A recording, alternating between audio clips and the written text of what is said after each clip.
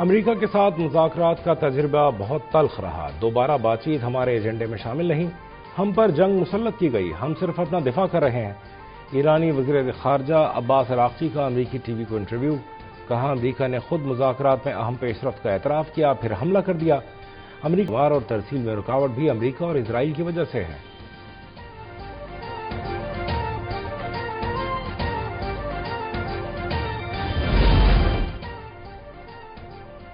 ایران کی قیادت کو مار دیا گیا اور آئندہ قیادت بھی نشانہ بنائی جائے گی. امریکی صدر ڈونلڈ ٹرمپ کی وارننگ. کہا ایران کے خلاف جنگ بڑی حد تک مکمل ہو چکی جلد ختم بھی ہو جائے گی.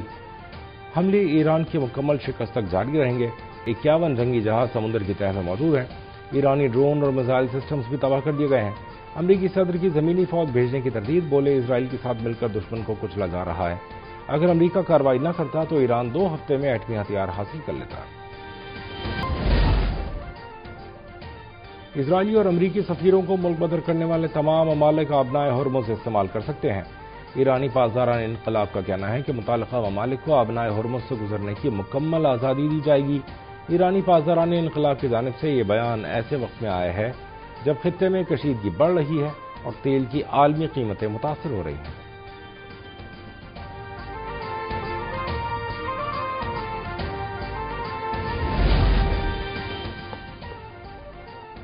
عالمی منڈی میں برنٹ خام تیل کی قیمت میں 8% گراوٹ. برنٹ خام تیل کی قیمت $90.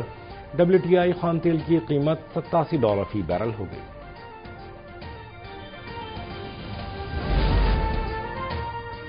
ترکیہ پر ایرانی میزائل حملے کا الزام. ایرانی صدر مسعود پزشکیان کا ترک ہم منصب سے رابطہ. صدر اردوان کو تحقیقات میں تعاون کی پیشکش. کہا تحقیقات کے لیے ایران اور ترکیہ کی مشترکہ ٹیم تشکیل دینے کو بھی تیار ہے. ملک میں فوری طور پر پیٹرول بحران کا خدشہ ختم. پورٹ قاسم پر پیٹرول سے بھرے جہازوں کی آمد شروع. گیس آئل بردار جہاز ایم ٹی ٹون دامنی فوٹکو ٹرمینل پر لنگر انداز. پیٹرول کی سپلائی کے لیے مزید جہازوں کی آمد متوقع. خطے کی صورتحال کے تناظر میں حکومت کے ہنگامی کفایتیاری اقدامات. سرکاری اخراجات میں کٹوتی. گاڑیوں کی ایندھن میں 50% کمی کا فیصلہ. وفاقی وزراء کابینہ مشیر اور معاونین 2 ماہ کی تنخواہ اور الاؤنسز چھوڑ دیں گے. ایندھن کی بچت کے لیے ہفتے میں 4 دن دفاتر کھلیں گے.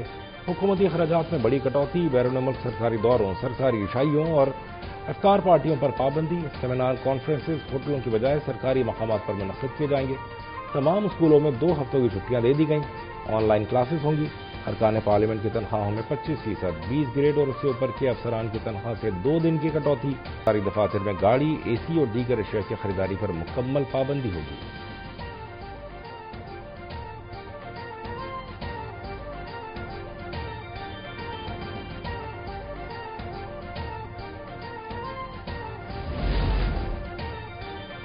پاکستان میں 5G اسپیکٹرم کی نیلامی کا عمل مکمل. ابتدائی طور پر اسلام آباد لاہور اور کراچی میں سروس دستیاب ہوگی. ملک بھر میں 4G سروسز میں بھی نمایاں بہتری آئے گی.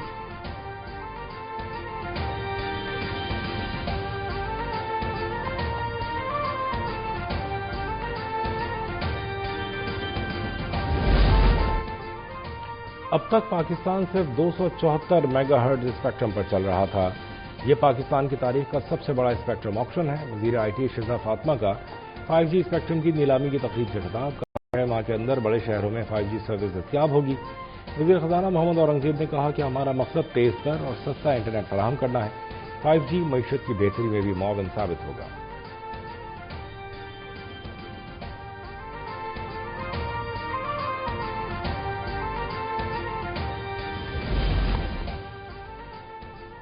افغان طالبان اور فتنہ الخوارج کے خلاف پاک فوج کی مؤثر جوابی کارروائیاں. ارندو کرم سیکٹر میں اہم پوسٹوں اور مراکز تباہ. بزدل افغان طالبان پوسٹیں چھوڑ کر فرار.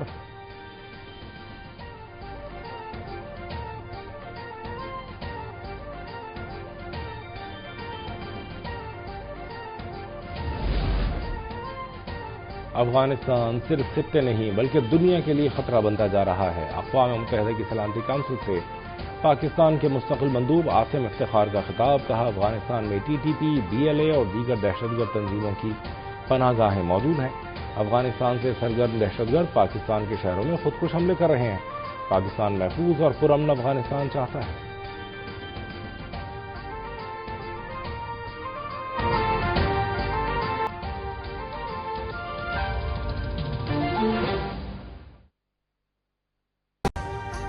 ابھی سبسکرائب کریں تاکہ کوئی خبر رہ نہ جائے۔